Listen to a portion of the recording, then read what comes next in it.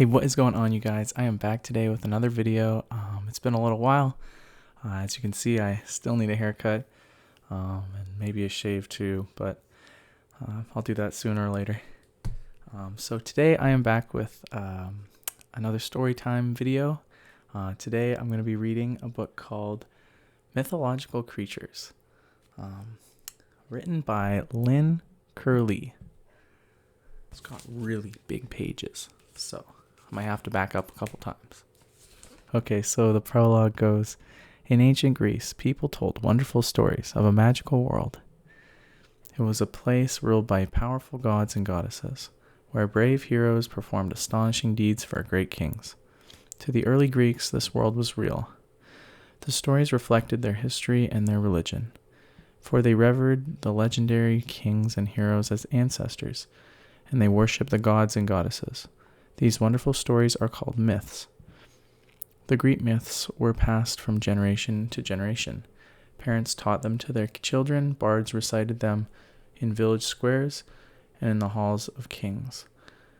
Minstrels plucked lyrics as they sang stirring sagas of gods and heroes. Finally, the myths were written down. Poets composed splendid epics about wars, ocean voyages, and feats of valor. Playwrights wrote tragic dramas of love, betrayal, murder, and revenge, while other authors told charming fables. Sculptors and painters adorned marble temples with beautiful images inspired by the ancient legends. Some of the poems, plays, paintings, and sculptures survived through the centuries. This is how we still know the myths today. Besides gods, kings, and heroes, the Greek myths are also full of strange beings and fabulous creatures. Some of these are the characters from a beautiful dream. Others are simply amusing or bizarre. But there are also fearsome beasts and hideous monsters, so terrible and grotesque that they seem drawn from our deepest, darkest nightmares. During the Middle Ages, more than a millennium after the ancient Greeks, in an era when the myths were almost forgotten, people collected stories about real or imaginary animals in books called bestiaries. Bestiaries? Here's a collection of tales about amazing imaginary creatures from ancient Greece. Greek mythology, a classic bestiary. Okay. So, the greatest of the gods and goddesses lived in splendor at the summit of Mount Olympus. But for shepherds and hunters, there was a god who lived closer to home. Greece is a country of rugged mountains that rise up out of the sea. There are rocky hills and green valleys, meadows and woodlands, olive groves, wild grapevines, and sparkling streams. This was the domain of Pan, the god of nature. The Olympian gods were handsome, but Pan looked very odd. With the hairy haunches and cloven hooves of a goat, he even had pointed ears, horns, and a tail.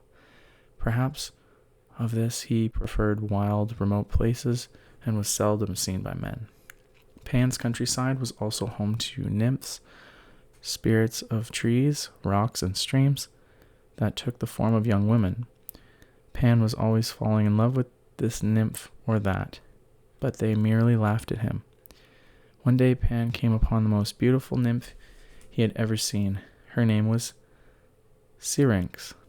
I don't think I'm saying that right. She ran away, and Pan chased her to the edge of a stream. She quickly changed herself into a slim reed.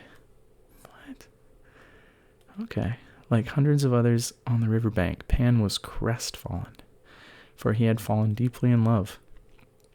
But when he heard the wind rustling the reeds, the sound was so enchanting that he gathered some reeds and blew through them to recreate it.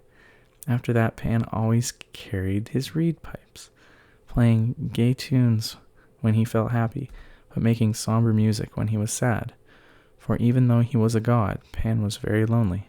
Sometimes he was overcome with despair and simply sat in a dark cave, howling like a wounded animal.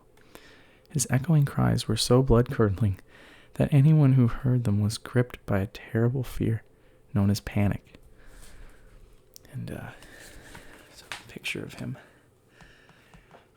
Cool looking dude. This book is really long, so I think what I'm going to do is I might make 2 parts of this video. That way I don't have to rush through it. I mean, I don't like to rush these videos ever, so I think that's probably what I'll do. I'll do a few more and then I'll finish it off tomorrow. Okay, so the next one is about centaurs. Tribes of centaurs lived in the countryside as well. They were not spirits, but creatures of flesh and blood, half man and half horse, half tame and half wild. Their manners were coarse, and they laughed at the laws and rules of men. When the centaurs drank too much of their strong wine, they became rude and belligerent, stampeding about in herds, destroying crops and uprooting trees. It was even said that they fed on raw meat. On one occasion, the centaurs were invited to a wedding feast given by the Lapiths, their human neighbors. At first, they were polite and cordial. Cordial. But as the wine flowed, the centaurs became more and more obnoxious, staggering around and insulting the other guests and chasing bridesmaids. One even tried to drag away the bride herself. Enraged, the Lapith men attacked the centaurs to drive them off. Since they were so intoxicated, the battle was a rout, which many centaurs were wounded or killed. The Lapiths later drove the rest of the centaurs from Greece. The famous battle between the Lapiths and the centaurs was a favorite subject for Greek artists. But there was one centaur who was completely different from his brethren. Chiron. Chiron? I think it's Chiron. I can't remember. Is it Chiron or It's been a long time since I've taken Greek mythology. I think it's Chiron. Excuse me if I'm wrong. Chiron was the centaur king. He lived far away from the others on Mount Pelion. Pelion? Oh, their words are so complex. Chiron was gentle and kind and very old and wise. He was a master healer, and he was also famed as the most distinguished tutor in all of Greece. Many boys who grew up to be great heroes spent their youth in his charge. When they learned the arts of mathematics, gymnastics, archery, and music. Although he was a healer, when Chiron was accidentally pricked by a poisoned arrow, he was unable to heal himself. After he died, the gods honored his memory by placing him in the heavens as a constellation of stars, twinkling in the night sky. That's really neat. I wonder who came up with all of this. It's pretty impressive. This one is one of my favorites. Triton, the herald of Poseidon.